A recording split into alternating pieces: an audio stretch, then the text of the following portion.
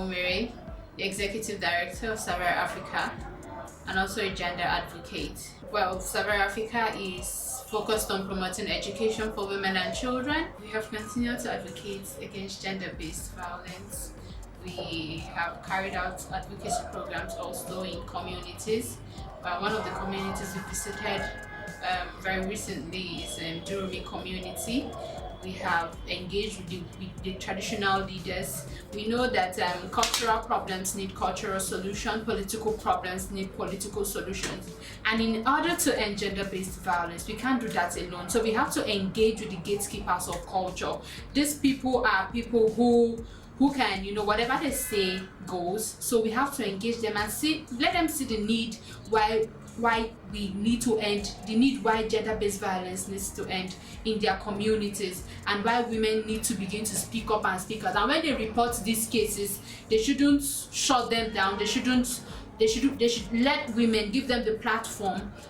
They should create networks in communities where women can report cases of gender-based violence. So over time, these are some of the things that we have done. We have reached out to schools, we have engaged with students, we have engaged with also religious leaders. We can't put them aside. So we have also engaged with a couple of persons, even also other civil society organizations, women and men and all. So we also have a program coming up. It's an Africa Women Evolve conference where we are engaging men, because enough of women just sitting down in rooms and having conversations that border on gender equality. So it's high time we engaged the men in these conversations. How do they see that more women get involved in politics, more women begin to hold leadership positions, and also get involved in appointed they should also be given appointive positions and also elective positions.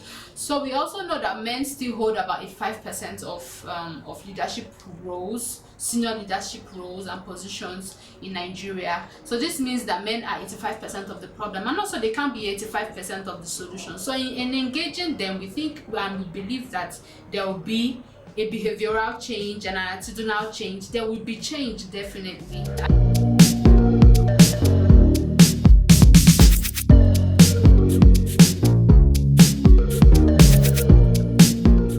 Savara Africa, what moved the needle for me and pushed me to start Savara Africa was some of the experiences I had as an undergraduate in the university. Savara Africa started when I was in school as an undergraduate, and one of those experiences was a time where I was often sexually harassed and molested as a student, and I tried to report these cases to the relevant authorities, but there was really nothing done. And some persons, when I spoke to some students, they'll be like, you just have to do it. You just have to sleep with the lecturer. You have to just do it. There's nothing that can be done, else you will fail. And so many students have been victimized in this way. And I knew that something had to change. I knew something had to change. So that was how I started Savara Africa. I started advocating on campus on ending sexual harassment and ending victimization of female students. And to God be the glory, today we have a law that prohibits sexual harassment in Nigerian tertiary educational institutions. We pushed for the bill, and God bless the Deputy Senate President,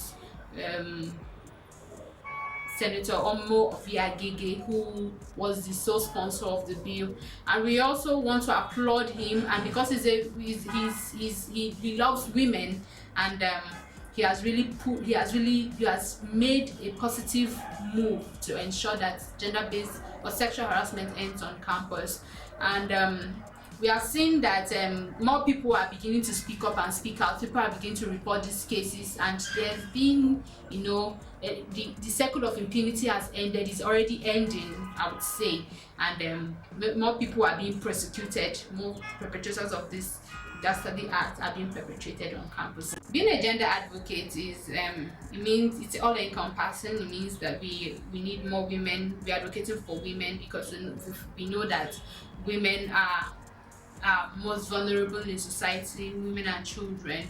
So to push for a place for women in society, we need to advocate for their rights. We need to also advocate against gender-based violence. We have seen cases where women are being killed, and also men in some cases are being killed. Some of them are being, battered and all in homes, and also in communities and societies. So we need, while we carry out these advocacies, that we need more women to begin to speak up and speak out.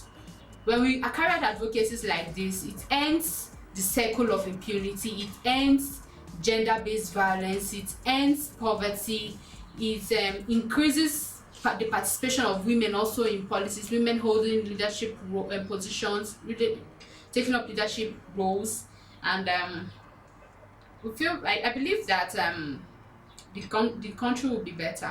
Revamping the economy of the country, I believe that all hands need to be on deck. Everybody needs to get involved, and the government cannot do so much. So we need individuals who will take up civic responsibilities, individuals who would engage in entrepreneurship. We know that when you engage in entrepreneurship, you inadvertently create jobs for other your fellow Nigerians. So enough of depending on the government. So we need to, as individuals, challenge ourselves, take up, begin to get involved in entrepreneurship, begin to create jobs for other people, for yourself and other people. So I think that is going to end the cycle of poverty. And again, one basic tool is education. We can't overemphasize the need for education, especially for the girl child. And a girl child who is educated is going to empower herself and also empower her community. When she's empowered, she's going to fend for herself, fend for her family. She's not going to depend on anybody, and it's going to end the cycle of poverty. So we believe education is a very strong tool, it's basic, and we need to continue to push for education in Nigeria, especially for the girl child.